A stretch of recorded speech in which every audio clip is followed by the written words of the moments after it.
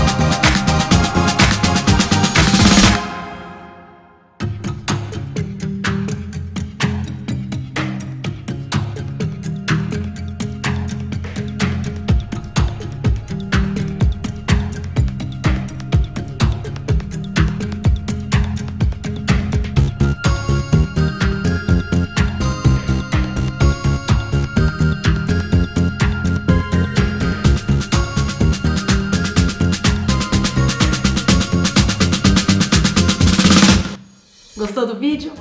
Então vamos lá que eu vou falar um pouquinho sobre o que a gente conseguiu ver dentro dessa nossa pequena terra. Olha só, primeiro eu vou falar dos materiais. Eu usei aqui um produto bem legal, ele se chama massinha de EVA. Ele é um pouquinho diferente da massinha comum, porque quando seca, ele dá esse aspecto mesmo, ó, bem durinho, olha só. Então quando a gente fez o nosso modelinho, o mais importante antes de cortar é você esperar alguns dias, mais ou menos uma semana, para que a parte de fora já esteja muito bem endurecida. Porque se você cortar com ele ainda meio mole, as camadas vão se misturar. Então espera um pouquinho para poder cortar. Então vamos falar um pouquinho das nossas camadas? Então, começando pela camada mais externa, nós temos a crosta.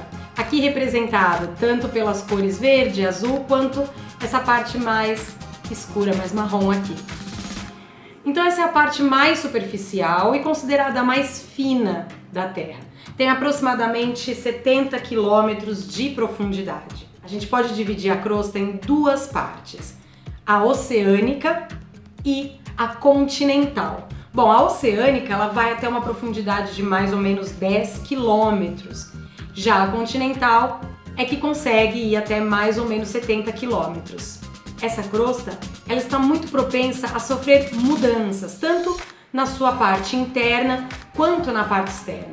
Na parte interna, essa crosta pode sofrer mutações por causa tanto da atividade vulcânica quanto da movimentação das placas tectônicas, modificando assim o relevo. Outra mudança, então, é a externa, que é a movimentação das águas e o clima. Tudo isso influencia na mudança de aspecto da crosta terrestre. Agora nós vamos falar sobre a segunda e intermediária camada do nosso planeta. É chamada de manto. Dá uma olhadinha no nosso sistema, que ele está em amarelo. O manto, ele vai mais ou menos a 2.900 quilômetros de profundidade. Está numa temperatura de 2.000 graus Celsius. Corresponde a mais ou menos 83% do volume do planeta. É muita coisa. O manto ele é dividido em duas partes, o manto externo, mais próximo da crosta, e o manto interno, que seria mais próximo do núcleo. O manto externo, ele é uma parte menos fria do manto e também mais pastoso. Conseguimos encontrar nesse momento rochas quase já num estado líquido, mas ainda é como se fosse uma pasta. Já no manto interno, na parte mais próxima do núcleo, é mais quente, são onde a gente encontra temperaturas mais altas e também mais liquefeito. Então ali a gente já consegue imaginar rochas, como aqui as nossas massinhas, né? Se desfazendo e se tornando cada vez mais líquidas. Agora, a última parte, não menos importante, é o núcleo do planeta. O núcleo também é dividido em duas partes. Deixa eu mostrar para vocês aqui no nosso modelo. Nós temos o núcleo externo, que é essa parte em laranja, e o núcleo interno, essa parte em vermelho. Bom, essa é a parte mais quente do nosso planeta e está a mais ou menos 6.700 quilômetros de profundidade. Vou falar um pouquinho sobre o núcleo externo, a parte que está mais próxima do manto.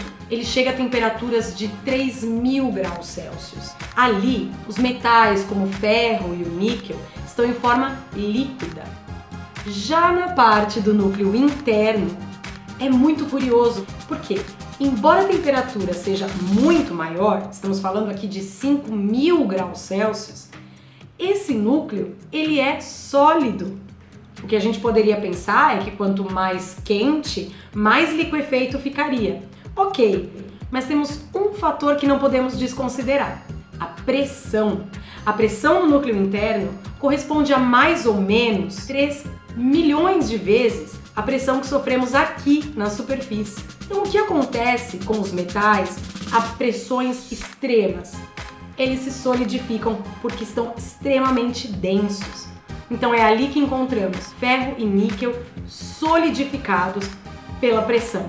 Olhando o nosso planetinha desta maneira, conseguimos compreender que cada parte desse sistema tem um papel importantíssimo no funcionamento do planeta como um todo. E eu vou te lançar um desafio.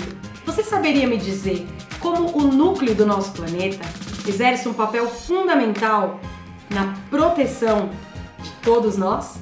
Dá uma pesquisadinha de como o núcleo influencia na criação do nosso campo eletromagnético. Bom, isso já é um papo para um outro vídeo, mas se você descobrir na sua pesquisa, escreve aqui nos comentários que eu leio com o maior carinho. E não se esqueça de compartilhar esse vídeo com seus amigos, levar para sua escola e usar materiais que você tem aí em casa para fazer grandes demonstrações científicas. Bom, eu espero vocês no próximo vídeo. E se você tiver um tema legal, quer saber como fazer um projeto, manda pra gente aqui nos comentários, eu vou bolar um vídeo bem legal para você. Até o próximo vídeo, tchau!